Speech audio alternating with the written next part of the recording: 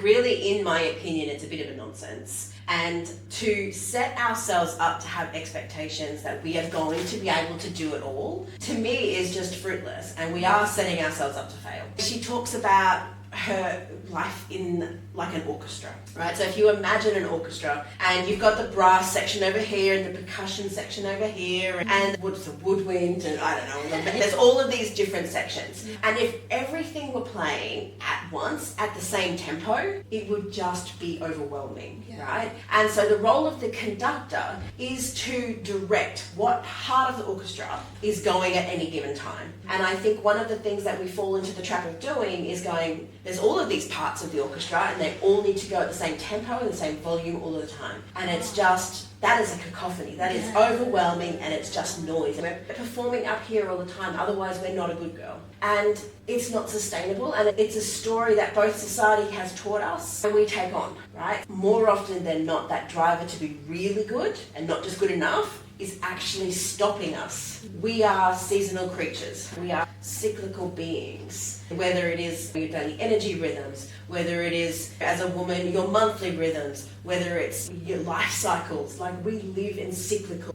bodies in a cyclical seasonal world, right? If you are waiting to give yourself permission because I feel perfect enough now to get out there, then you're missing so much opportunity to make so much change and value in other people's lives. Accept and be okay with just producing things even when you think it's not perfect. Because often enough I would find myself going through, it needs to be perfect, it needs to look good, it needs to be this and that, but I have wasted so much time waiting for it to be perfect, me wanting to make it perfect. And being in a bigger body, get up in front of other people and be creating photos to make them look good. I'm like, I don't look good, so why would somebody come to me to choose me as a photographer to make them look good? What is power? And if we can start to move away from power in leadership being about how you instruct other people to behave and make them do things, and start to flip it and go, how do we have power with people so that rising tide